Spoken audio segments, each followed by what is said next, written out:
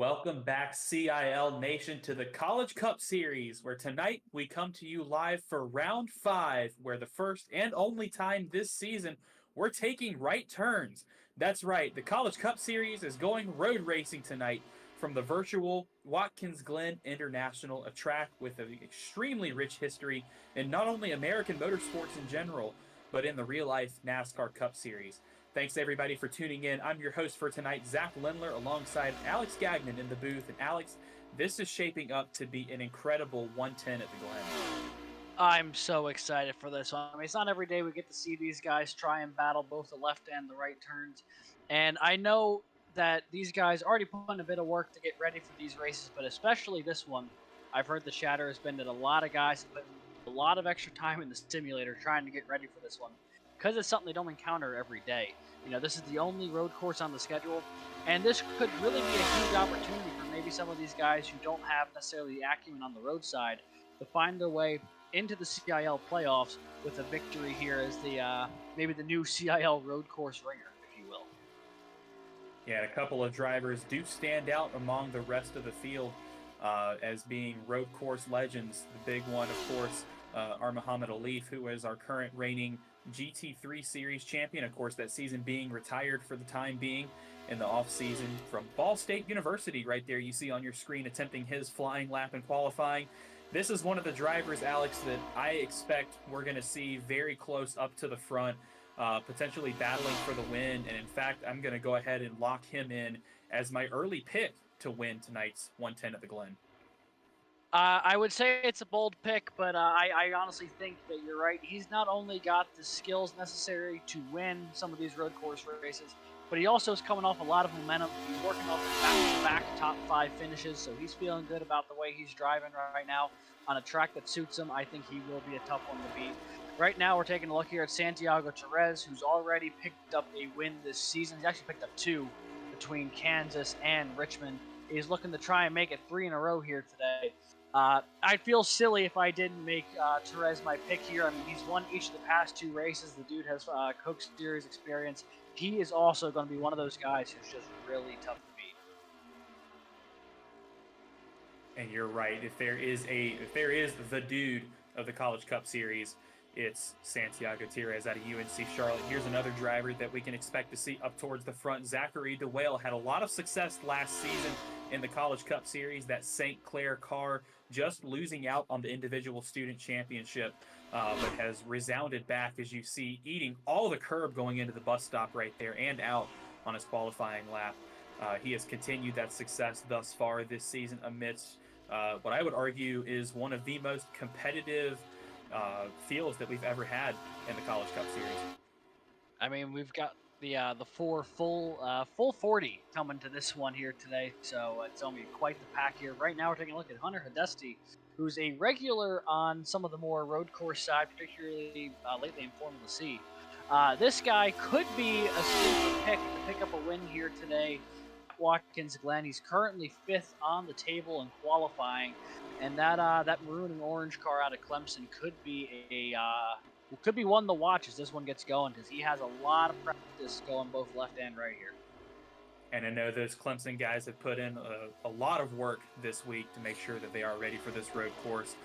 Clemson University, one of the few teams fielding all 4 cars in the field tonight, between Hidesti, Stockner, Williams, and Burrell. So four Clemson drivers out on track right there. Here's another driver that we can expect to see some good things out of tonight. Zachary Self, after taking a little bit of a break from the College Cup Series, returns to us tonight from Minnesota State Mankato. Look at that beautiful yellow and purple machine making its way down the chute in turn 6 for his flying lap attempt. That number 77 machine is really quick, so we can expect to see him at least cracking the top 10 in tonight's race. Yeah, I think he's a pretty good pick to sneak his way into the top 10 today. In each of his 3 CIL starts so far this season, he's finished no worse than 13th. So he definitely tends to hang around near the front, and we'll see if he's able to continue it here today at Watkins Glen. Only a couple minutes left in qualifying, and there's a couple of names we don't normally get to see up near the top of the table here. As right now we're taking a look at someone who we do normally see toward the front of the field in a lot of these CIL events. It is Robbie Bravel Jr. out of St. Clair College. He already has one win this season coming at Auto Club Speedway a couple weeks ago. You know he'd love to win here today and match Santiago Torres's 2-win total as they look to top the charts so far this season. Just over 3 minutes remaining here in qualifying. Muhammad Alif is your provisional pole sitter right now with a 1 minute 10 second 0.35 lap sitting at the top of the charts. As there you see Vrabel goes P6 overall with 11.01. P2 right now belongs to Santi Therese. 10.52 is his time. Halterman 10.65 in P3. And Jared Kaler, our defending College Cup Series student champion, currently sits provisionally fourth on the grid right now with a 10.85. And we're seeing some pretty spread out diversity in these lap times. I think these drivers are finding these track conditions that you saw kind of towards the top of the show a little warm out there, I believe, today. So these drivers having to navigate a relatively slick surface. You can see Stawecki using every bit of track that he can find right there. That James Madison car slipping and sliding all over the place. But a Watkins Glen loose is fast, and he's got that car right on the edge. We're going to see where this puts Stawecki coming to the end of his flying lap right there. It does not appear to be top 20. Yeah, P24 for Matt Stawecki. Not necessarily where he wanted to start this race, but he's had some rough luck this season as far as actually getting the results to match his running position. He's hoping to finally get that corrected tonight and get a pretty solid finish because he's had some speed, just hasn't been able to close out one of these races. A guy who has been able to close out a couple of races, though, is Jacob Wiest right here out of UNC Charlotte.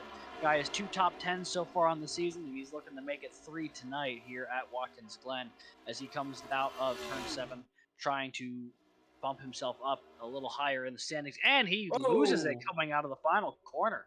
He's going to skid just before the barrels at the start of pit lane. You know, to your point, Zach, loose is fast, but too loose will end up like that. Or like that right there is Alexander Hogarth, another St. Clair car. Almost goes for a spin right there, but he's going to keep it straight and at least will recover his lap. Although it looks like he's going to get parked just before the line. So that lap will not count. He will have a shot at another one, but I don't think he's going to have time to finish it as we now have under a minute left on the clock. And Alex, before we get into this race, do want to mention a couple of storylines that have developed in the College Cup Series since last week's race at Richmond, the biggest of which being that 3 drivers are currently suspended this week due to race conduct, one of which is an expected championship contender in Athena Leclerc from St. Clair College. This is a new rule for the revamped College Cup Series that we've debuted this season to try and help to encourage cleaner racecraft among the drivers. And since Leclerc, as well as UT Knoxville's Ethan Head and Penn College's Dylan Godinez will sit this week out after each causing 2 incidents during last week's war of attrition at Richmond. And another big storyline that we've got coming out of race control and the administration is that the oh-so-precious fast repair is now gone. Previously, if a driver was caught in an incident and needed to repair their car, they could pull down pit road, check the fast repair box, and get a brand new car to go right back out on track. But now, to hopefully encourage cleaner driving, no driver in the field will have a fast repair for any race in the remainder of the season. And as we draw those storylines to a close, so comes qualifying to a close, and we have our starting grid for tonight's 110 at the Glen. Alex?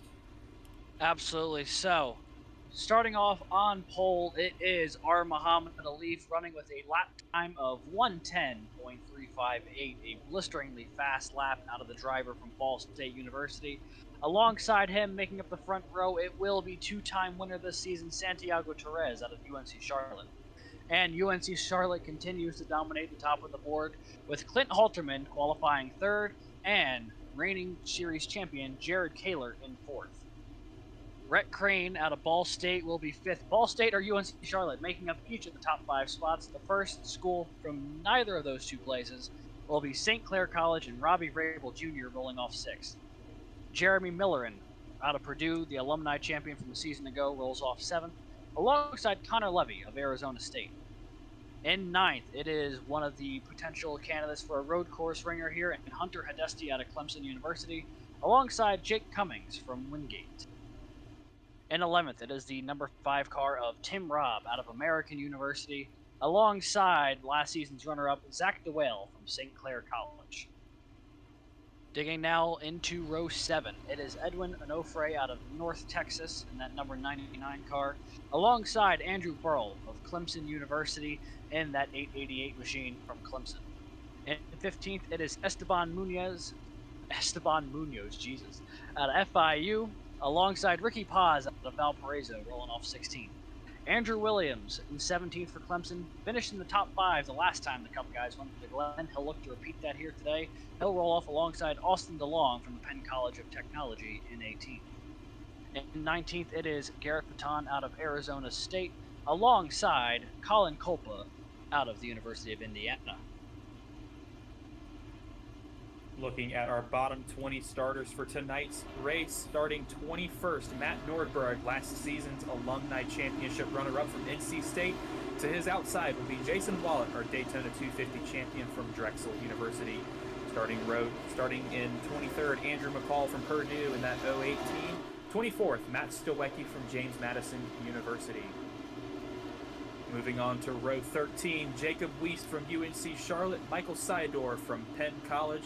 To his outside, row 14, Brandon Schulenberger from Wingate University, and Nick Stockner from Clemson University in that 124 machine. Looking a little further back and starting 29th, Ryan Whitlock from the University of Alabama at Huntsville, looking to take that rocket car up to the front, alongside Ryan Wilson from Minnesota State Mankato. Matt Burton from East Tennessee State starts 31st. Zachary Self, also from Minnesota State Mankato, starts 32nd. 33rd, Andrew Stagey from Ball State University. Timothy Williams from Drexel University will start 34th. Christian Hill makes his return to the College Cup Series tonight from Mount St. Mary's University. He will start 35th in that 085 machine. Alexander Hogarth, who we saw had that little spill in qualifying, will start 36th for St. Clair College. And our last couple of starters here, Spencer Brown will start 37th for UNC Charlotte. Max Bowie will start 38th for the University of Southern California. Carmen Caruso will start 39th for St. John's University. And Caden Kimball for Ball State will start 40th.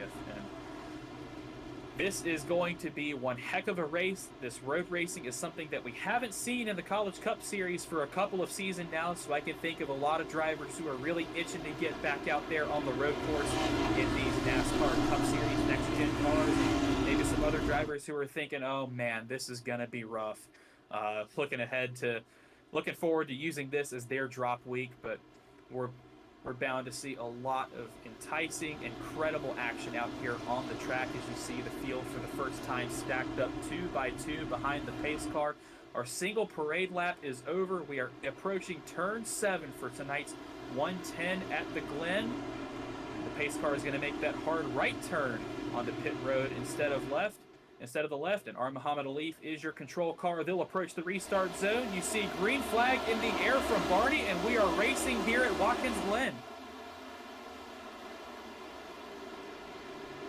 And as they thunder down into turn 1, it is Muhammad Alif who got a great jump on the opening go. Really pulled ahead of the rest of the field. There's a couple of cars going through the grass. It looks like it might have been Christian Hill and Andrew McCall made a bit of contact there at the back. Looks like everyone, though, has got it roughly sorted out. It is worth noting, only manual full course yellows tonight. What that means is that if the stewards deem something to be necessary of a full course caution, they will bring the whole field to a stop. However, most cases it will be just a local yellow, and people will just have to navigate around some of the other cars in the area, much like you'd see in IndyCar or F1. Yeah, a couple different rule changes tonight. With us going road racing here in the College Cup Series, like you said, no automatic full course yellows. We also mentioned the removal of the faster pair, but also a few rules from the Formula C rule book have been brought in for the assessment of time penalties, etc. So we will continue to relay that information to you all as those come through from race control. But lap 1 complete here of 45 at our 110 at the Glen. Muhammad Alif, you can see already a considerable lead over the 07 of Clint Halterman from UNC Charlotte, sticking it in second place right now. He's got his teammate in Jared Kaler just behind them.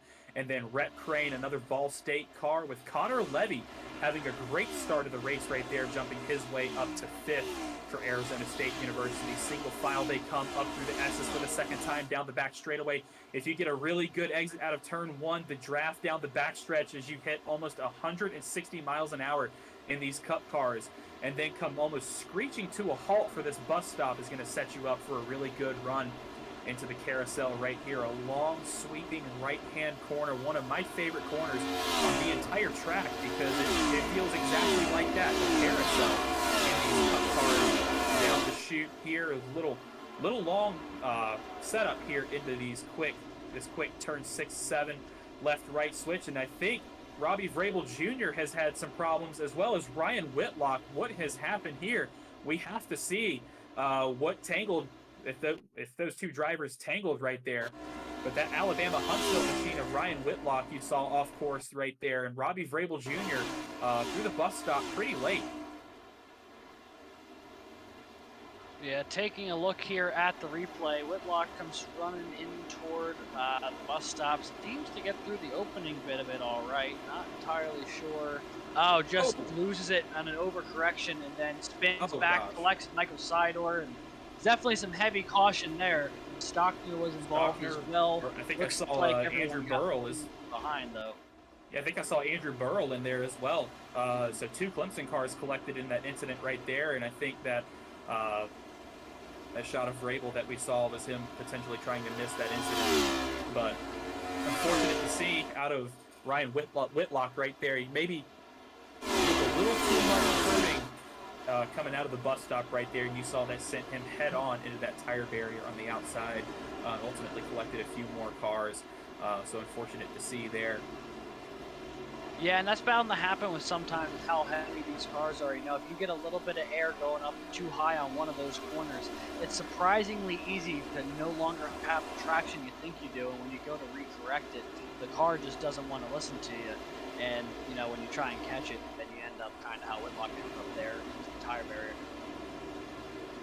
Zachary Self here is who we're on board with as he goes into turn one. He's already up 13 positions from where he started today. He is a man on a mission. Right now on the bumper of Jacob Weiss, trying to find his way by. Austin DeLong is also right around where he started, trying to maybe go with Zach Self if he makes the move here on Jacob Weiss as they go rolling down the backstretch, going toward the carousels. We have the drone shot here through the trees as we get to follow along with Zachary Self.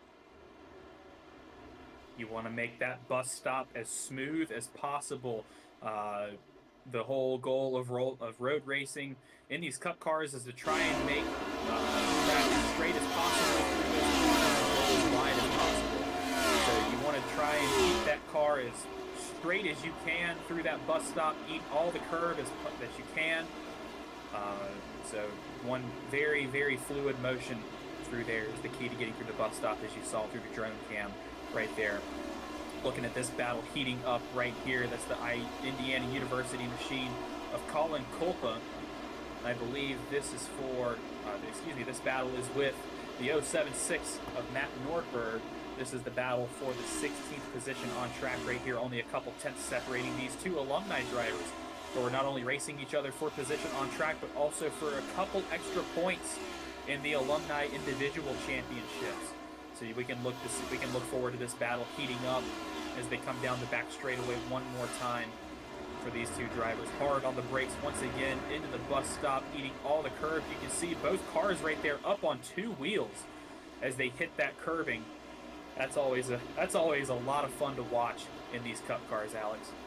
It's a lot of fun to watch, but as a driver, you know, sometimes those are those moments where you grab the wheel a little bit tighter, because if you're not very confident in how that car is going to land, it's real easy for it to get squirrely on you. As right now, Miller and Connor Levy are side by side coming out of the final corner, going down the front stretch. Levy with a big move to the inside, trying to get around Rhett Crane, who was slow off a 7.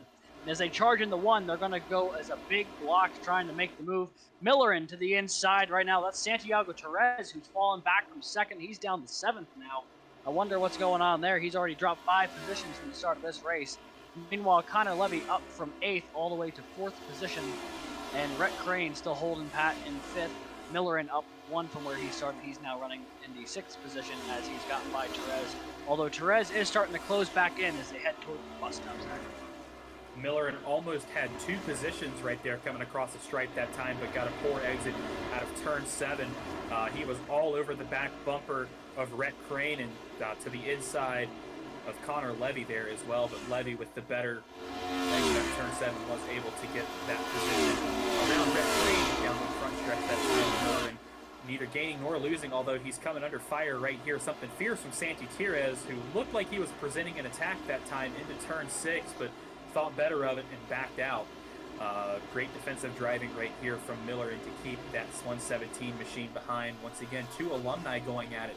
So a little more on the line for these 2 drivers. And if you're Jeremy Millerin and you're seeing that 117 machine, a 2-time winner this season, or only duplicate winner in the College Cup Series this season, it's got to be a little bit intimidating looking out of your rearview mirror and seeing him behind you. Especially when you consider the fact that Millerin has not had a great start to this season. He may be the reigning Alumni Series champion. He's only had 1 finish inside the top 20 through the opening 4 races.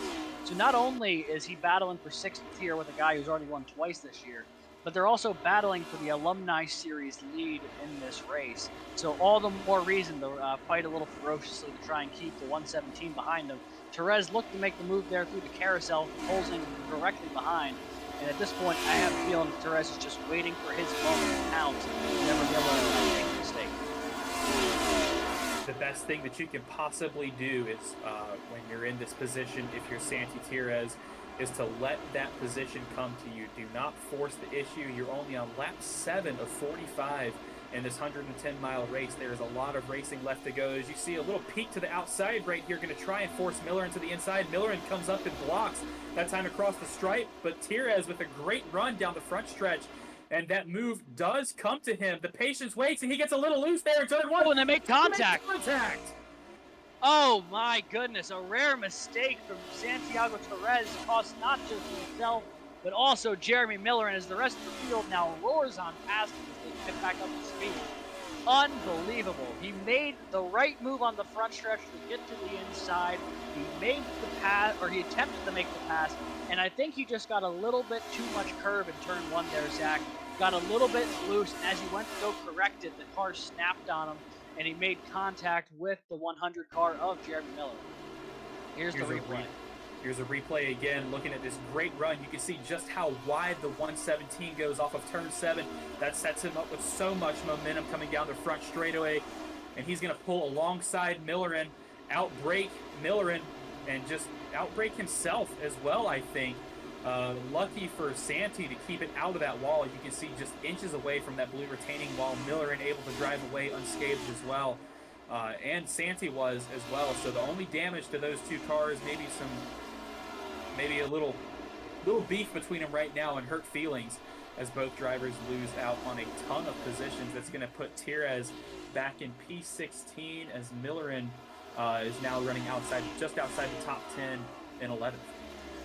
Yeah, and that's devastating for both of them because that'll cycle some new faces out toward the front of the alumni division, I'm sure.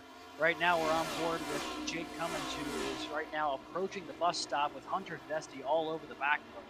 They are currently running inside the top 10 as right now they make their way through relatively cleanly. Tedeschi now starting to close in a little bit though through the carousel. Let's see if he can get a run coming off the pipe. Hunter Tedeschi right now from Clemson University is your highest running alumni in the field. Everybody up above him is a student, but he's looking to climb even higher as the next alumni behind him is the 100 machine of Jeremy Millerin, still running 11th. But you can see Hidesti, the only car separating that 95 of Jake Cummings and the 9 of Esteban Munoz from Florida International University, as well as a gaggle of other cars. I believe that's a St. Clair car behind Munoz, Zach DeWale, the O2 machine. Yeah, DeWale, and then Tim Robb out of American University behind him as well. You can see the 9 tried to make a move that time into the corner. You saw the 777 of Hidesti lock it up to the outside. The 9 tried to stick his nose up the inside, but couldn't quite get that move to stick, and he backed out just at the right time. And now he will reset and try again here down the back straightaway. Yeah, and Esteban Munoz is no stranger to finding success here at Watkins Glen. When they raced here a couple seasons ago, he finished P3. He was one of our podium finishers. And right now, he is in the top 10 and trying to find a way past Hunter Hidesti, who to this point has run a very clean race out in front of him. This is the battle for 6th, 7th, 8th, and 9th running through as a slow pen tech car kind of scrambles the field a little bit there as everyone gets themselves back in order. Already 10 laps down here are Muhammad Alif now as he takes to lap 11, has been your leader throughout this race. He currently leads by almost 2 seconds over Clint Halterman, and then it's a 5-second back, or 3 seconds back from Halterman to Kaler. Kaler 5 seconds off from Muhammad Alif's pace in the lead right now as we take a look here at Kaler making his way up through the S's. And he'll make his way. Go ahead. And now that a lot of our drivers are really settling into a rhythm, and actually just as I say that, Santi Tires is about to try and make up a couple spots right here. You can see them to the inside of the 006 of Colin Culpa, and he will easily take that position away. I believe that was for the 13th position, yes. So Santi Tires climbing his way back up through the field now, going to see how much work he can put in before this is all said and done. And right as I was about to say, some of these drivers starting to settle into a rhythm. We see some more battles popping up right there. But yeah, 11 laps into this race. We're actually right at a quarter of the way through this event already. So now comes the part where we think about fuel and tires. If I remember correctly, the drivers will need to pit once, at least once, to get through this race on fuel. The tire stint, you can make the tires last as long as you want, as so long as you are not abusing them and beating them, but there is a certain degree of tire conservation these drivers will have to endure at this event. Yeah, and that comes a lot into just being smart with the car. I mean, in the opening lap or so, you can really force the issue when you're side by side as the 77 locks up a little bit there. DeLong roars up onto the back, and now they're almost side by side going into the S itself, able to block it off at the last second, and he will hold on to the position as they currently run. He is in the 19th position. But as you were saying, the being able to manage your tires is very critical at this road course, because with the variable braking zones, as far as like each corner has a different approach to it.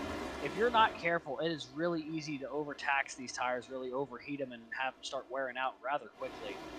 So it's very important that you consistently hit your marks when you can. That'll give you a lot of longevity to the tires and let you get out of those corners as fast as you get into them.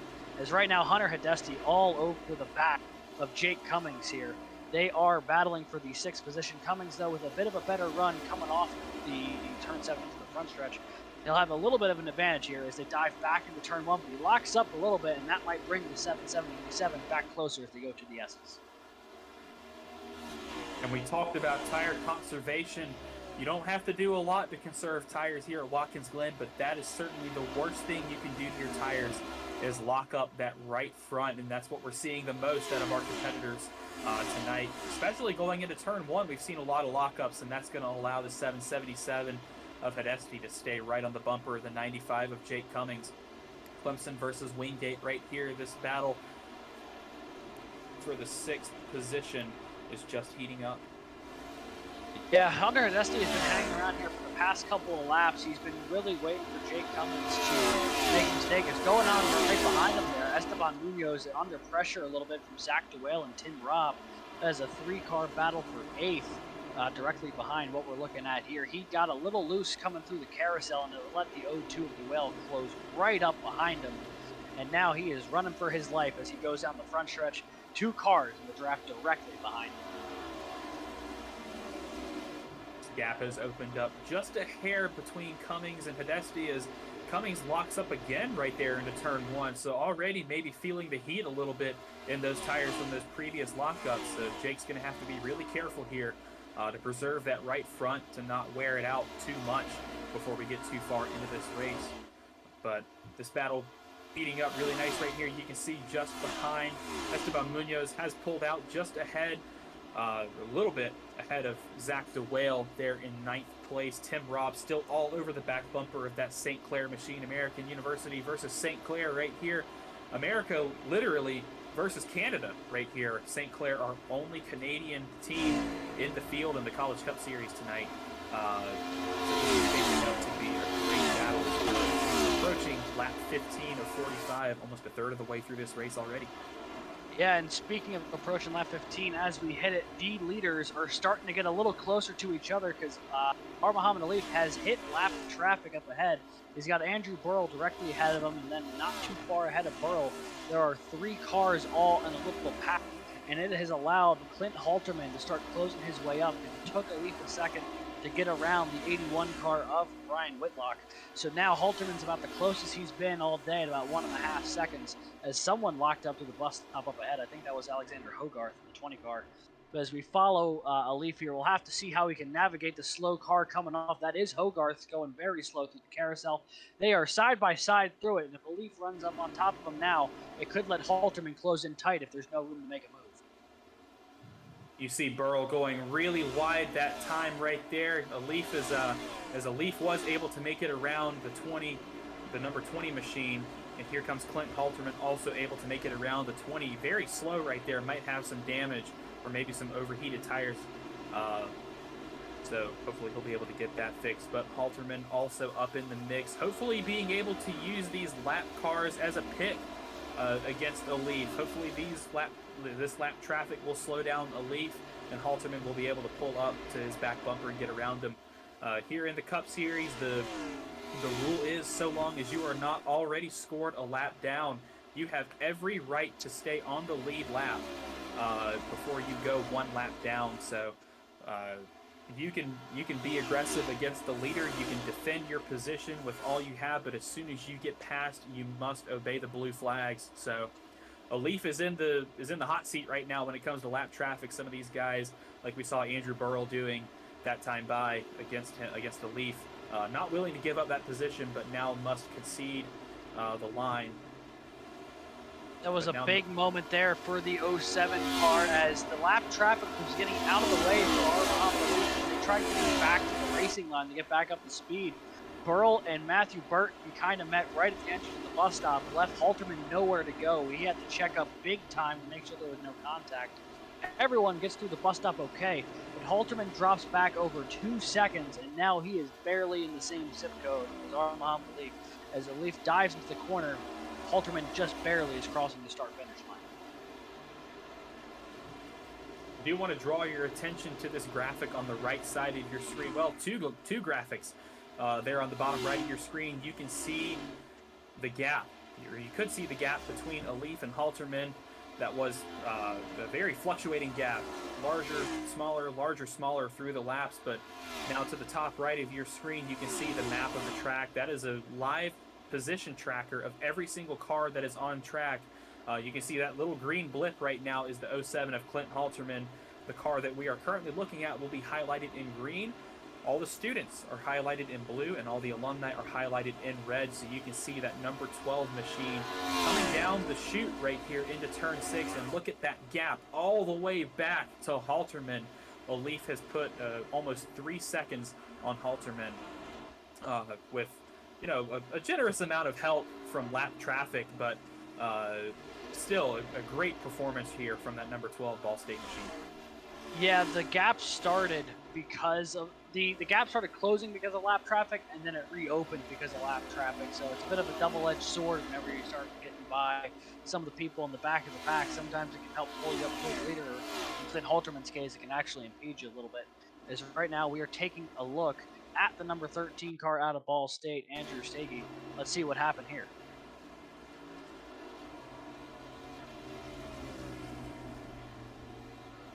It is entirely possible that it may have not been anything, but we'll take a look. It looks like he gets a little loose in the one, a little bit of a checkup, and yep, just kind of loses it on the overcorrection, collects the metal barricade.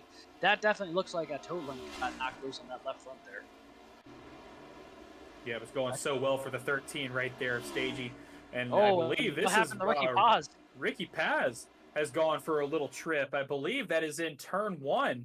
that Valpo car not where it should be at all. But you can see He was already looks through 6. yeah, already fighting for his life right there through the middle of turn 6. And then Zach Self nearly loses it off of 7. These tires must start getting a little hot for these guys. Everyone's starting to get a little loose coming out of these corners. He didn't even. It didn't look like he tried braking at all. I mean, I'm sure he did, but that car didn't get slowed down in the slightest. He probably hit that tire barrier at least 90 miles an hour. It looked like Jimmy Johnson's Busch Series crash there from eons ago. You know, I was wondering how long it was going to take for us to start talking about that, but yeah, it looked like the 19 just missed his braking zone right there and went head on into that outside wall, and I believe he has towed it back to pit road where he will wait for that car to get repaired. But if it can be, yeah, if it can be repaired at this point. So unfortunate to see that out of one of our more talented drivers in the field, but it just goes to show you when you're road racing out here in these cup cars, you've got to be on top of your game at every second because anything can go wrong at any point. And these are 3 drivers right now that certainly don't want anything to go wrong for them right now, as this is a 3-car battle for the 6th position. Jake Cummings, Hunter Haddisty, Esteban Munoz. That's Wingate, Clemson, and FIU all battling for this 6th position on track right here. Munoz is looking for it. Cummings took it way wide down there through the chute, and Munoz set it up to the inside here into turn 6 to try and make a move on Haddisty, but didn't quite feel like that move would have stuck and backed out of it at the last second. So he will stay in that 8th position for now as they come down the front straightaway one more time, working on lap 20 of 45 here in our 110 at the Glen. If you're just now tuning in, thanks for joining us. We've had an insane amount of action so far in our first and only road race of the College Cup Series season. But we still have lap traffic here. How are they going to navigate this? They are going through the S's. 2 lap cars in front of that battle that was just up ahead. Let's see. It looks like Wilms gets out of the way. We'll see if Burke does the same. As right now, Haddisty is all over the back. Jake Cummings as they enter toward the bus stop. Everyone dives in. They're going to keep it clean. Oh, Haddisty looks to be, he was alongside for a moment. Wasn't able to make it stick. And now Munoz looks to go on the inside here in the carousel. They are a great little bunch. Great action right here as you see the number 31 car. One lap down, getting out of the way, doing the right thing right there. As these 3 cars still going at it, you can see the 777 locks it up just a hair going into turn 6, but will come out alongside the 95, loses out on that advantage over the 9 car, and now the FIU machine was able to get alongside. Where did Cummings go? Where did Cummings go? Oh, he's coming down pit lane. It is the start of the pit cycle, I believe. I thought for a second he might have got loose and entered pit lane. That looks very bad. I got so scared. I was about to be really scared, but as you can see, the pit window is open for these drivers to come in and fuel up to get to the end of the race. This is a little moment right there for that James Madison University car.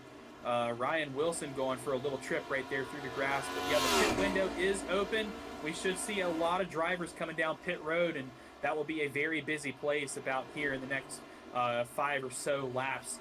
I believe the pit window will close on lap about 35, but here's where we see the difference in strategy. Drivers coming in already going to try and do the undercut to get to the end of this race, but some of these drivers, as they get towards the end of this, at the end of the fuel cycle, they're going to have to take less fuel, as this is a big incident right here for the 86 of Wilms. Looks like he might have gotten a piece of the wall. Yeah, that right front is, or excuse me, that left front is absolutely cooked. I have a feeling it may have been something coming out of the bus stop, given what was damaged on the car. Into the bus stop that time, nice and easy for Wilms, and he gets you can see him get a little loose through the center, and a hard impact into that tire barrier on the left side coming out of the bus stop right there, and that is ultimately probably going to end the day for the 86 car right there. We're going to keep an eye on that and see if he is able to get that machine back out running on track. But an unfortunate mistake right there for the Drexel University driver. Yeah, I mean, that's the second casualty, at least that we've seen on stream, coming out of the bus stop. It has a tendency to do that. You just don't quite come out of that corner right. It's real easy to get a little loose and then just go launching into that outside wall. We'll see if he gets back on track, but even if he does, he will probably be not nearly up to pace. As Clint Halterman, who was running second, is coming down for his stop now. I don't believe Muhammad Alif has come down pit road yet, so Halterman No, might not be yet. looking for a bit of an undercut here against Alif. Now this is going to be really, really interesting to see watch these two drivers right here between Halterman and Alif. Halterman has come down pit road. He is the earlier of the two drivers to pit, and I believe we're going to see Alif. That'll probably force Alif's hand here pretty quickly coming in pit road. As you can see, Tim Robb coming in pit road, Hunter Haddisty, or excuse me, Garrett Vitton coming down pit road, as well as a couple of other drivers. But we are going to keep an eye on this 12 machine. Nordberg is down pit road now. Colin Coleman down pit road. So it's about to be a very busy place down there on the front stretch in these next couple of laps. Yeah, and right now, Muhammad Alif doing a really good job working his way through traffic. Let's see if he comes down pit road this time or elects to keep running another couple of laps. He is going to be coming down pit road this time. So yeah, Clint Halterman coming down, I think may have forced Muhammad Alif's hand just a little bit. He'll be coming down pit road here, and we'll see as Halterman is coming out of the bus stop now, going in toward the carousel. We'll see who gets the better jump through this cycle of pit stops. If they're gonna keep that same gap, by the time Alif gets up to speed entering the S's, we'll probably see Halterman just coming out of turn one. We'll see if he was able to gain any time by coming in one lap earlier.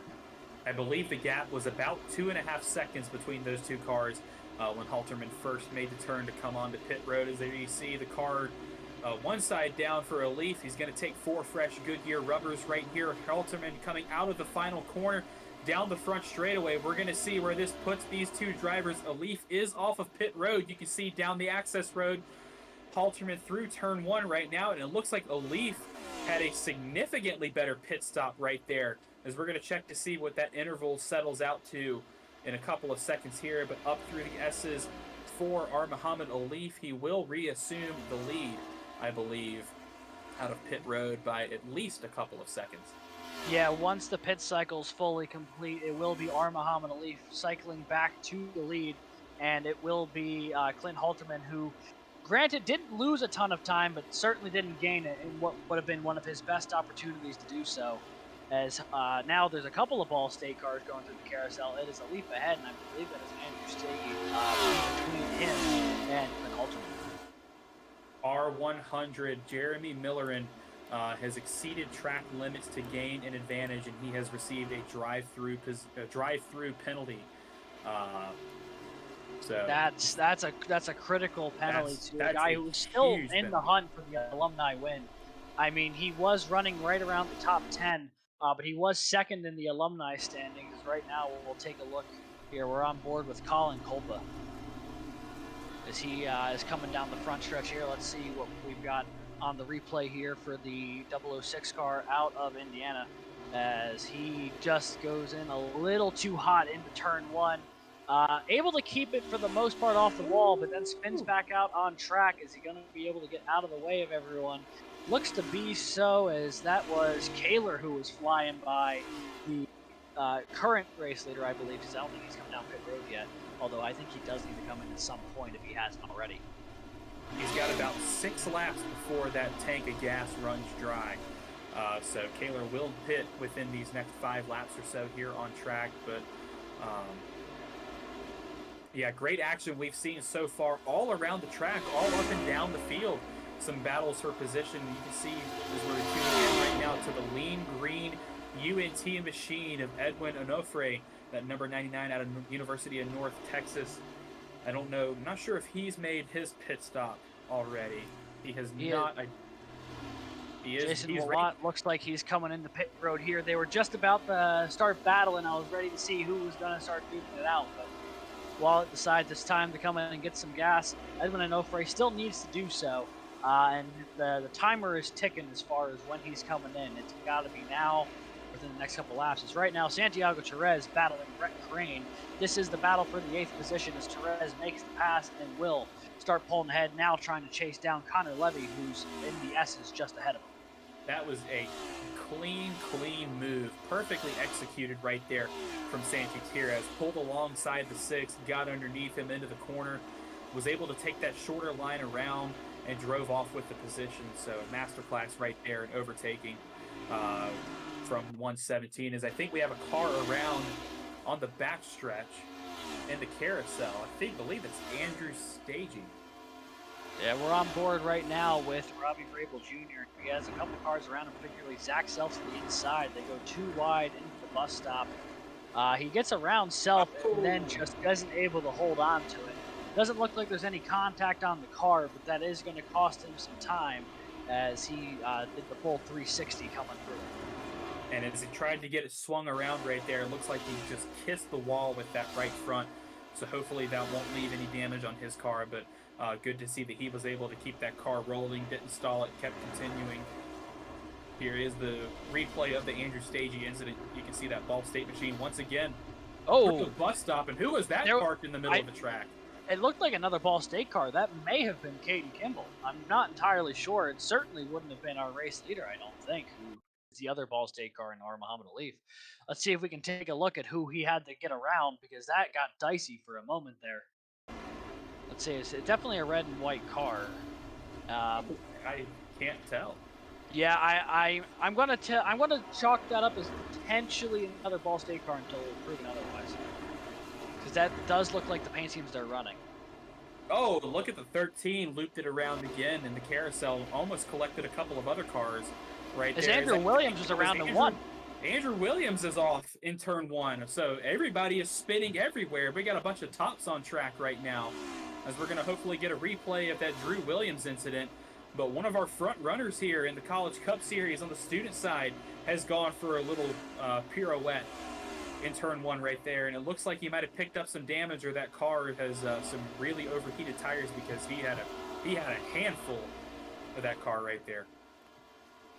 Wait, there was it? Muhammad Alif was the car around coming out of the bus stop, no. According to producer Scott.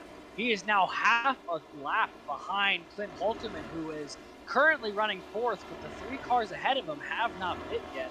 So he is going to be the leader when this all cycles through. That is absolutely devastating to the driver from Ball State. It is our Muhammad Alif who's around. Unbelievable. What happened?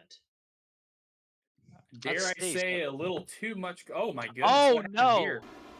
That is one of the back markers. That is Spencer Brown out of UNC Charlotte, just flying through the grass and collects the 12 car, who locks it down to keep it in one piece. But that's how Andrew Stegen nearly collected his teammate as well. That is absolutely devastating for the chances of a victory here for that 12 car.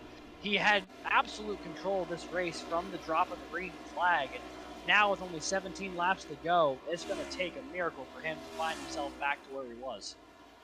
And we do have live race control here in the CIL, and I'm sure the stewards are frantically reviewing all the incidents that have happened over the past couple of laps. They've definitely got their hands full, but we will keep you updated when we see information as it comes out. But for the time being, Jared Kaler, a familiar sight to see up front, has inherited the lead for UNC Charlotte. As a result of that incident involving Muhammad Alif, he has assumed the lead, and one of his teammates from Florida International University, Esteban Munoz, in that 9 machine, has worked his way up to the second position. And Zachary DeWale now runs third for St. Clair College, followed by... none of these three have pit yet, so while they are currently running 1, 2, 3, at some point they will have to probably not be, which means it will be the 07 of Clint Halterman who will likely assume the lead when it is all said and done. Halterman is coming off a bit of momentum. He had his best CIL finish last week at Richmond, coming in at 6th.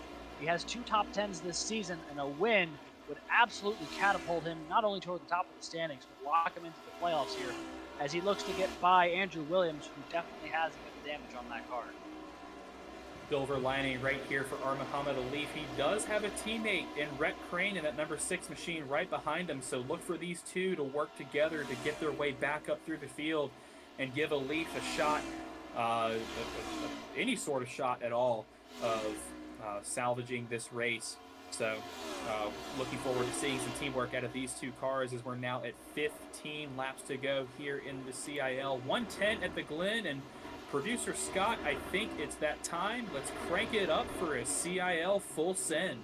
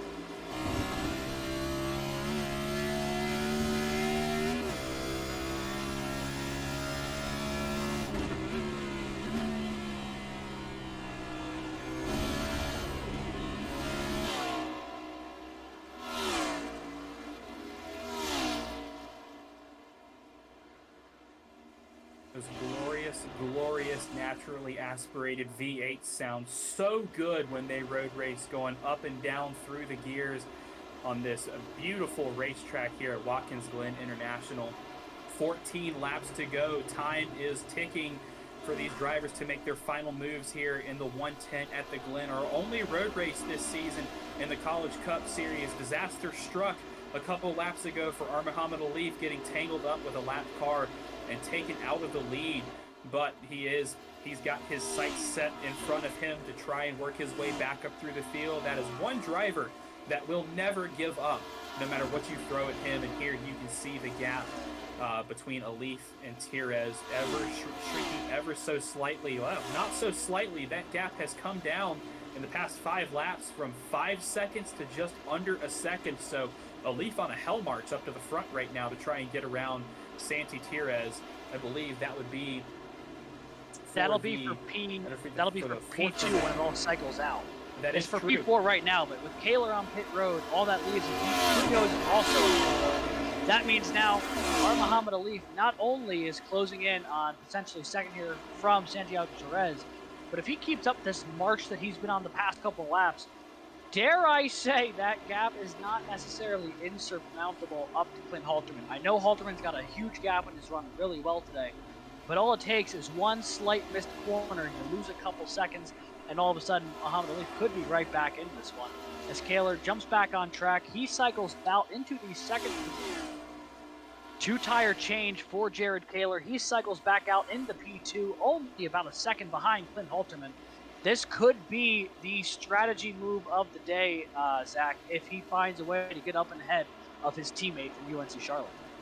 And if you put only as much fuel as you need to get to the end of the race and 2 tires on the car, that can cut about 3 seconds off of your pit stop, 3 or 4 seconds, which is huge when you're pitting in from the lead to try and lose as few positions, as possible on pit road. So I'm eager to see where this puts the number 1 machine when they cross the stripe this time by. I believe Esteban Munoz has pitted as well out of the second position, which means that Clint Halterman should reassume the lead this time by. Yes, he does. And I see Jared Kaler right now, P2.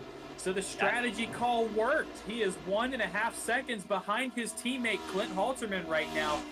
Good to see UNC Charlotte hanging up towards the front. And if you are a 49ers esports fan, you are loving watching this 1-2 finish. But if you're Jared Kaler, I know that man, and he is competitive. He wants that race win. Jared Kaler has a lot to work for right now. I mean, he did finish second at this race back 2 seasons ago, so he'd be loving, I'm sure, to cross the win off the list this time around. But not only that, the dude has 3 straight top 5s, but no wins yet. He has not locked himself into the playoffs. He is desperately looking for that golden ticket to punch himself into the playoff 10. And right now, that ticket sits on the back of his teammate's car about 1.5 seconds ahead. As right now, Muhammad Ali is charging through this field. He is currently P4. He is still on the back of Perez, but the two of them are starting to make up some ground on the two UNC Charlotte cars that are running 1-2 right now. We're hearing from some of our strategy analysts that the Santi Tires also took a two-tire strategy, or a two-tire stop that time by. So some strategy right there across all the UNC Charlotte cars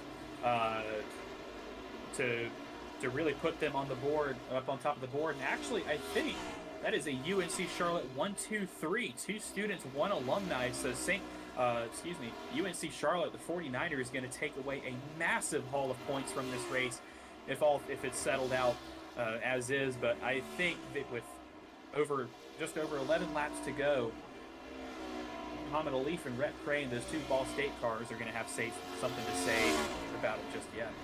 Yeah, we do know sometimes it's really easy to have things collapse in the final seconds. We saw what happened to Junior Motorsports at Daytona last weekend, where they had 4 guys in the top 5 and none of them ended up winning it.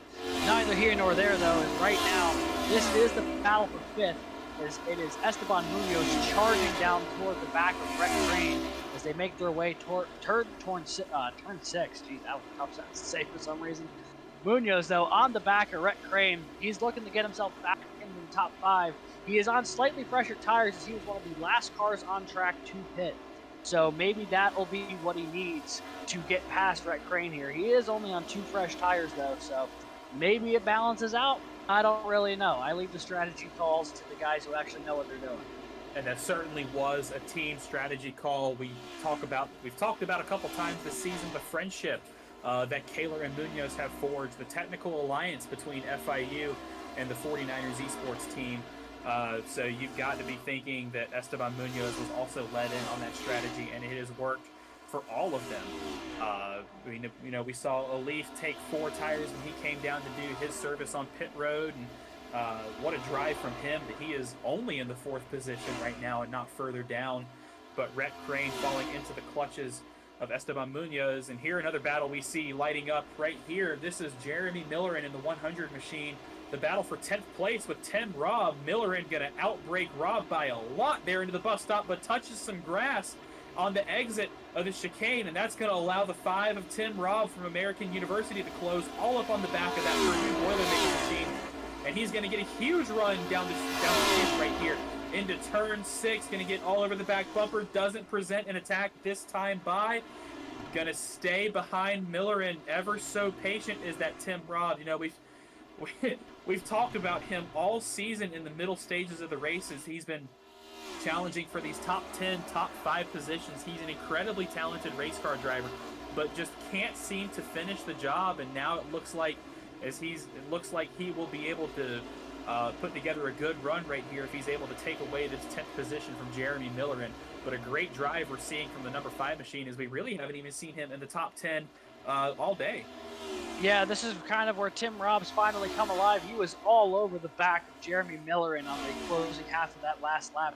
Now a little bit of a gap here. Maybe Millerin won't be as ambitious breaking into the bus stop here now that he has a little bit of a gap behind him. We'll have to see who is a little more daring going through the bus stop. Looks to be where both drivers maintain about the same amount of distance, but Robb really launches himself into the carousel. We'll see if he's able to get the run off the corner he needs. He had a great run down the chute last lap, goes well wide here, trying to get that little bit of extra speed, and he's starting to close up a little bit again, back onto the 100 car out of Purdue. Just a quick run through the field as you see going across the top of your screen right here. 8 laps to go. Clint Halterman from UNC Charlotte, one of the 3 UNCC drivers that locks out the top 3 right now, leading this race. Jared Kaler, his teammate in the number 1, defending College Cup Series champion, running 2nd. Santi Tires making his return to the College Cup Series this season in 3rd. Muhammad Alif and Rhett Crane, 2 Ball State drivers, in 4th and 5th right now. Esteban Munoz from FIU P6. Jake Cummings from Wingate University has silently kept his top 10 position. He is in 7th place. Connor Levy in the 14 from Arizona State runs 8th. Jeremy Millerin in 9th place. And Tim Robb has busted into the top 10. He secures the final top 10 position. A couple of cars further down, Zachary DeWale, St. Clair College, running 11th right now. Garrett Fighton, also from Arizona State University, a good day for the Sun Devils, running 12th. Colin Coppola runs 13th for Indiana University. Edwin Onofre in that mean green UNT machine running 14th, and Zachary Self rounds out the top 15 right now in that 77, and he is still the biggest mover of the race. He started in the 17th, in the 32nd position, so he is up 17 spots over the course of this race. So I want to give a huge shout out to the driver's skill right there to not only keep it clean through the incidents that certainly happened ahead of him, but to keep that head level and to drive your way up through the field. And we saw that incredible drive at the start where I believe he was up 12 spots in the first couple of laps, but he has somehow found 5 more ever since then. Great drive right there from the 77. Right now, we are taking a look at the battle for the lead. It is Clint Halterman, and Jared Kaler is ever so slowly starting to reel in his teammate. Coming to the line at 6 to go. The gap now as close as it's been all day in the battle for the lead. Right now, Halterman going to try and launch into turn 1. Only a 7/10 gap between the two. Kaler starting to close in as Hidesti runs a bit wide through turn 1. He'll get put a lap down by the 07 of Clint Halterman. Halterman now putting together one of the best races we've seen from his young CIL career, trying to hold on to the victory over his, may I say, very experienced team. Yeah, this is an even more impressive run from Halterman. If you look at the resume of Jared Kaler, he's got 4 College Cup Series championships. He's got more race wins than the entire rest of the field combined in his career. If there was ever a juggernaut or a Goliath in the CIL College Cup Series, it's that number 1 right there on your screen. So Clint Halterman doing an absolutely incredible job right now of keeping Jared Kaler behind him, but that gap still keeps coming down. Halterman in some lap traffic right here. And it's their own teammate, Jacob Wiest. It's Jacob Wiest holding him up. So UNC Kaler's on the bumper. Little 49er on 49er violence right there through turn 7, and that's allowed Kaler to get right up to the back bumper of Halterman. Doesn't show an attack that time into turn 1. Halterman locks up just a little bit. That's going to let Kaler get a better run here down this short chute and up through the S's. Halterman holds on to the lead just for the moment, but Kaler is all over the back bumper. There's still plenty of lap traffic to negotiate out in front of it, including their own teammate Jacob Wiest, who is the reason this gap shrunk from 7/10 to about 2/10 here as they come roaring down the backstretch into the bus stop. 5 laps to go. Halterman needs to hit every corner perfectly if he's going to hold on to this victory. Right now, he goes a little wide in the carousel. Kaler thought about it, not able to get there in time just yet. They are still nose to tail going down the chute. And I've got my eyes fixated on the bottom right-hand side of your screen. You can watch that live timing gap, that gap coming and going from about 0.2 of a second right there as both drivers hard onto the brakes for turn 6 through turn 7 once again. As you can see, that gap has increased about 1/10, but Kaler's going to get a much better exit. He's got the run using the toe down the front stretch here. We're going to see if he can do anything with it coming into turn 1. Doesn't look like he's going to make the move, so Kaler kind of toying with his food right now. Gonna wait to make that move, attempt that pass on his teammate for the lead. 4 laps to go. Halterman now charging up the hill toward the backstretch. The number 1 of Kaler all over the back of that car of the 07. Halterman trying to hold on to the lead. There is no more time left to give. He has to continue to keep hitting his marks as cleanly as he's been hitting them all day. Right now, Kaler with a bit of a better run going through the bus stop. He is closing up onto the back of that 07 car. Elects not to make the pass yet. There wasn't a lot of room. However, he is going to keep having that momentum down the chute. They are charging turn towards 6. Kaler now on the inside, thinking about it, decides not to make the move just yet. He thought about it for a moment, elected against it, falls back in line, and as they come toward turn 7, there is only going to be 3 laps to go as they hit the strut. Down the front stretch for one of the final times here in our 110 at the Glen, and what a finish this is shaping up to be. One of the most exciting that we're going to see all season. Two teammates from UNC Charlotte duking it out. The 07 of Halterman out front on the left side of your screen. His teammate, the juggernaut, Jared Kaler, right behind him, and is so desperately hungry for that lead in this win. He wants it, but which driver wants it more? Halterman is going to pull out to, going to add about 1/10 of a second to the lead right there. They got to figure out the lap traffic, though. It's going to be too wide in the bus stop. Lap traffic coming into play right here through the bus stop, but it looks like they're going to concede out of the way, and these two drivers are going to keep it wide. They're side by side. He's got a nose in. Here we go. This is the battle for the lead. We wanted, everybody. Hold on to your seats because we're going to have a heck of a finish here at the Glen. They are side by side, charging down the street. Halterman closes off the nose as they go into 6.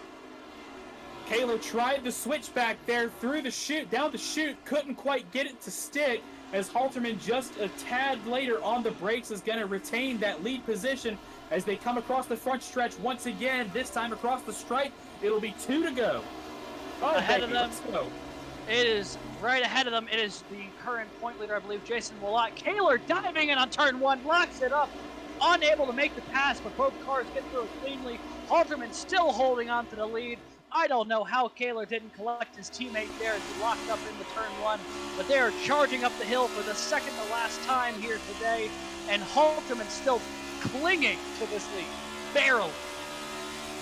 Still 2/10 this gap, nose to tail virtually for these two cars as they come to the bus stop. The penultimate time, eating all the curb they possibly can, these two drivers. More lap traffic just up ahead. Jason Willott, our current points leader in Daytona 250 champ, about to go another lap down, and I believe that's Andrew Burrell. Or no, excuse me. That might be Zach Self. Zach Self about to go another lap down right here, but the focus is on these two cars. Kaler going to look to the inside, can't quite get the move to stick, but is going to get the better run as they come into turn 7. Nose to tail all over the bumper. All over the back bumper of the 07 as these two drivers are going to take the white flag this time by. 1 lap to go. Here they come in the turn number 1. If there's any time to make the move, now would be it. Kaler didn't have to look in turn 1 as Halterman went to the inside to get around Jason Willott. He has the biggest lead he's had in 4 laps, and it's exactly 3 car lengths as they charge up through the S-Street. And now Halterman has that 76 machine between him and Kaler is watching this win slip away from his fingers, but he has got the toe from the 7.6 down the back straightaway for the final time. These two drivers have been fighting for the last 10 laps or so for this position. No one yielding, no one with a clear advantage, no one driver better than the other through the carousel for the final time. Kaler's still back up to the bumper. 3/10 now is the gap. You can see the lap traffic up ahead. Can Halterman use this as a pick to defend? Kaler not really with a lot of options right here, and it doesn't look like he will make the move stick. Halterman through turn 6, one final time. Kaler goes wide off the corner. Makes contact with out of the way, but it won't matter. Clint Halterman has put on a defensive masterclass and will drive away from his teammate to win the 110 at the Glen. Oh my goodness, I am exhausted. Wow. I can't even imagine how tired Clint Halterman's got to be. You said it best. Defensive masterclass from the driver of the 07. Welcome to the CIL playoffs, Clint Halterman. That may have been not only the best finish we've seen all season, Zach, but maybe that might be one of the best road course races I've seen in my life. And it is a UNC Charlotte podium lockout here at the 110 at the Glen. 1, 2, 3 finish. Halterman, Kaler, Tires. So these two drivers up front have put an incredible job, have done an incredible job of driving, but got to give a shout out to our alumni class winner as well in Santiago Tires. But man, that is one of the best finishes I think we have ever seen here in the College Cup Series, and Halterman will bring it back around to burn it down on the front stretch. And we're going to take races like this that make me feel so incredibly privileged to have the opportunity to broadcast events like this, because you're not. If that doesn't get your heart pumping, I don't know what will. That was unreal. Man, I'm shaking right now. That was Dude, insane. me too. I was bouncing at my desk the last like 5 laps in that race. Unbelievable stuff from Clint Halterman. But damn, what a finish! All three of those guys, a UNC Charlotte lockout on the front row, and then two Ball State guys round out the top five. Woo, Little man! look at your unofficial results here from the CIL 110 at the Glen. Halterman puts on a show for us and will take away the win here for UNC Charlotte. Another UNC Charlotte driver, Jared Kaler, your defending series champion, will finish second, just behind Halterman. You see the gap, 7/10, 3/4 of a second was the gap for the win right there. And in third place, Santi Tires, your alumni winner, will bring it home third overall. Our Muhammad Alif will finish fourth for Ball State after getting contact from some lap traffic while in the lead. What a great recovery drive we saw him do to get back up inside the top five. And his teammate Rhett Crane in the number 6 machine will finish fifth. Esteban Munoz will finish sixth for FIU. Connor Levy seventh for Arizona State. Jake Cummings eighth for Wingate, and Jeremy Miller in ninth for Purdue, with Tim Robb 10th at American University. That is a glimpse of your top 10 finishers. We'll get into the rest of the field here shortly, but we're going to work on getting our drivers up here to the booth for some post-race interviews. And as a I matter of, tell you what, do we want to lead off with the man of the hour? you know what, I'm ready. Let's go ahead and do it. Ladies and gentlemen, joining us in the booth for the first time as a College Cup Series winner, Clint Halterman of UNC Charlotte. You got a copy? Yep. Well, you sound awfully calm for what you just did out there on track, man. We saw you battling with your teammate Jared Kaler, the juggernaut of the CIL, for those last about 10 laps or so. Take us through that battle. What was going on in your mind? Oh man, I I was I don't know. I just the he told me he didn't pit for tires, which surprised me because he had a lot more pace than me at the end there in those last 10 laps. But I was just trying to not spin it on my own, just try to keep all four wheels on the track, and then there was all kinds of lap cars, and it was just like just let me just get through this. But I just gotta give props to Jared. He raced me super clean. It was just great to yeah, and the UNC Charlotte all podium. That's great, and yeah, just great race. Clint, I gotta say that was maybe one of the best races I've ever seen. Period. The battle at the end there, absolutely unreal. I've got to ask, how did you keep your nerves in check those final 7, 8 laps, knowing that you had to hit your marks perfectly for each corner every time? Because if you messed up even once, you weren't going to come away with the victory today. Uh, I don't know.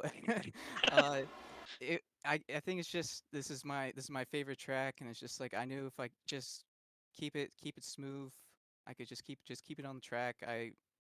And then if he got to me, I was just gonna maybe park the bus a little bit, but yeah, it was I don't know. It's just a lot of laps here, I guess. It's just I knew where to brake, where to get back on the gas, and just keep it steady was the main thing.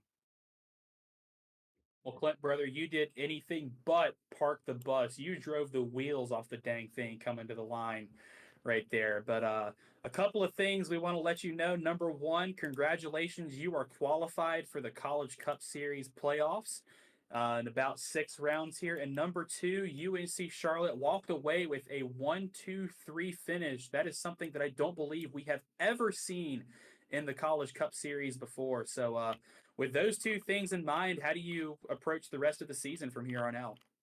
Well, I can relax a little bit now, especially with some Darlington coming up, a track I'm not super familiar with. But yeah, it's just great to hear. Get to relax a little bit for the playoffs and prepare for those tracks then.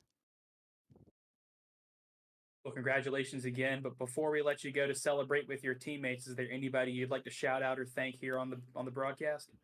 Just shout out the whole UNC Charlotte team here. Just a great result, and all my friends who are watching as well. Uh, just means a lot for them to tune into the broadcast and watch me race. They don't have to, but yeah, it's just yeah. Well, Congratulations, man. We're super stoked for you to pick up your first win in the College Cup Series. First career win for Clint Halterman, and he did it in an incredible fashion. Congratulations again, man, and hope you enjoy the rest of your evening. All right, thank you guys. That was tonight's 110 at the Glen winner, Clint Halterman of UNC Charlotte. And Alex, I don't even know what to say. That was incredible from start to finish there for the 07. He was second for as long as it mattered, pretty much the entire first half of that race. And then with the incident with the leaf, he was able to assume the lead, was able to hang on with it until the very end. yeah, I mean, he ran up there till second, just about till right before the CIL full send, and then that point on, he did everything he needed to hold on to a very hard-earned victory.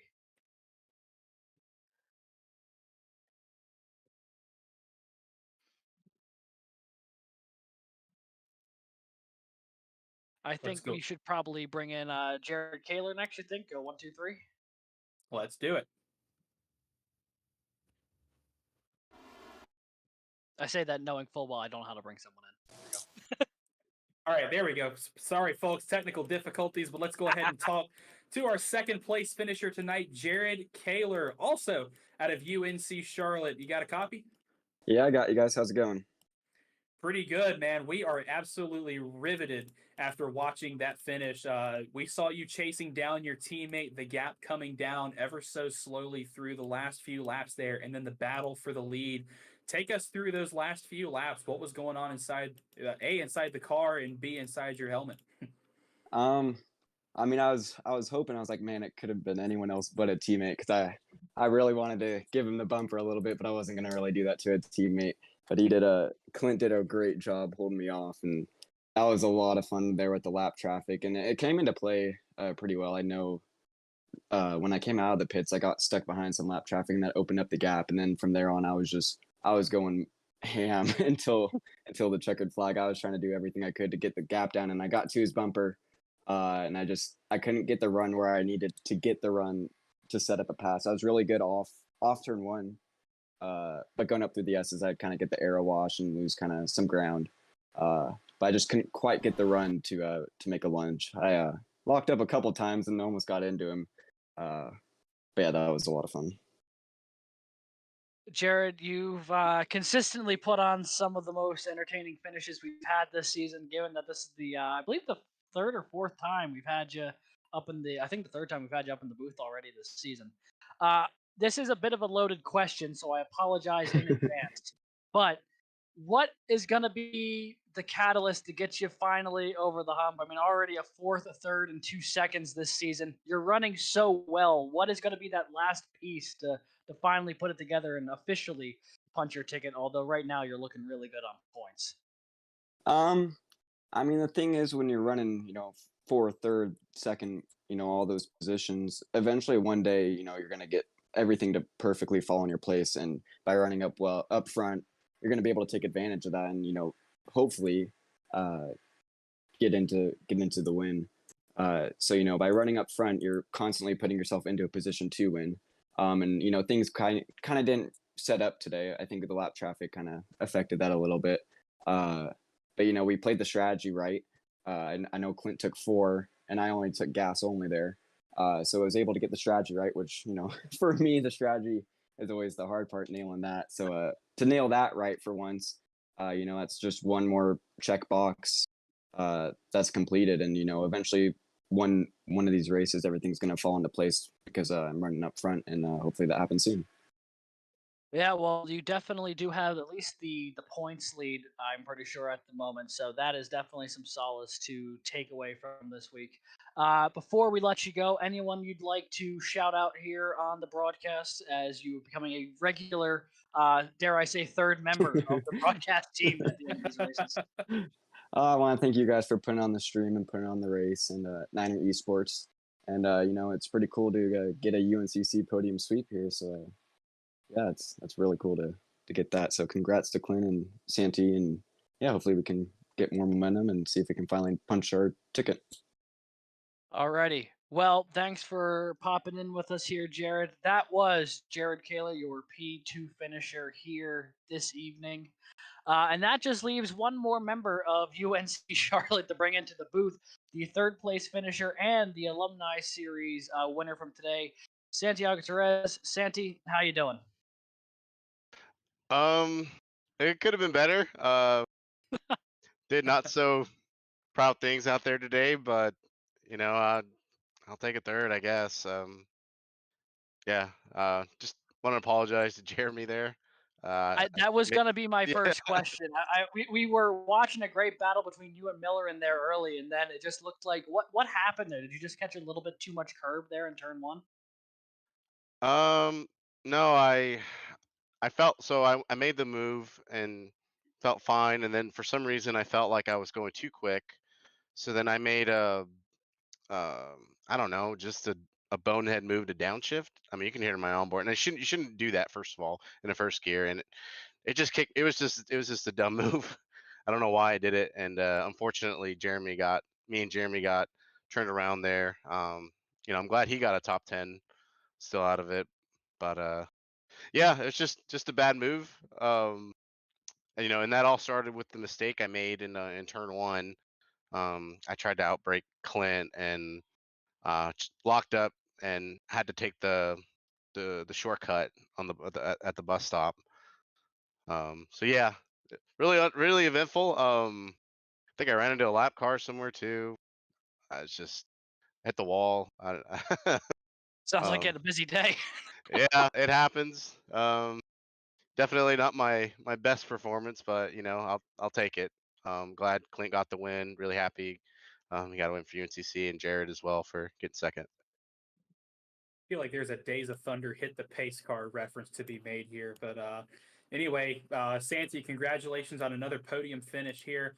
We saw the strategy on pit road with you and the rest of the UNC Charlotte cars only taking 2 tires on pit road. And I believe ultimately that combined with pure driver skill is what set up the podium sweep tonight. What was the thought process behind only taking 2 tires on pit road?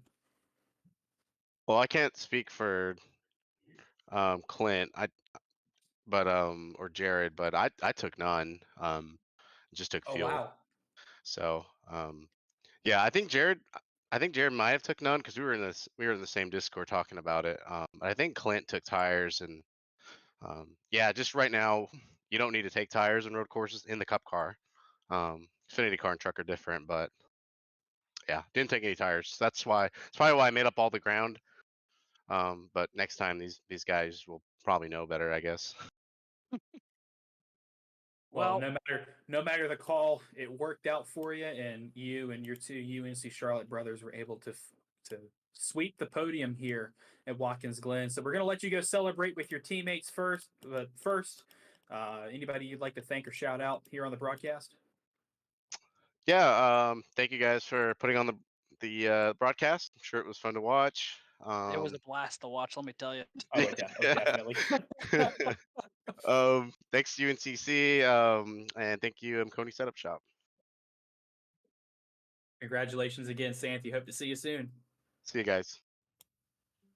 That was Santi Tires, your third place finisher and alumni class winner here at Watkins Glen for our 110 at the Glen.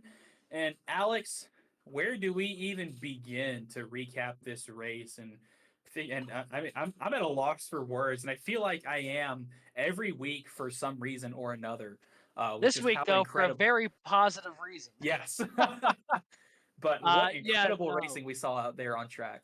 It was some of the best we've seen all season. I mean, there was a lot of question marks coming in. We hadn't run a road course in season 5. This was the first and only road course of the season. A lot of question marks on how people were going to kind of handle it out there, and the CIL drivers really rose to the occasion. In my opinion, they put on quite the performance, especially the guys up in the front half of the field. Just an absolute blast to watch. Battles throughout the field. Great battling at the end, and that race felt it built to a fever pitch.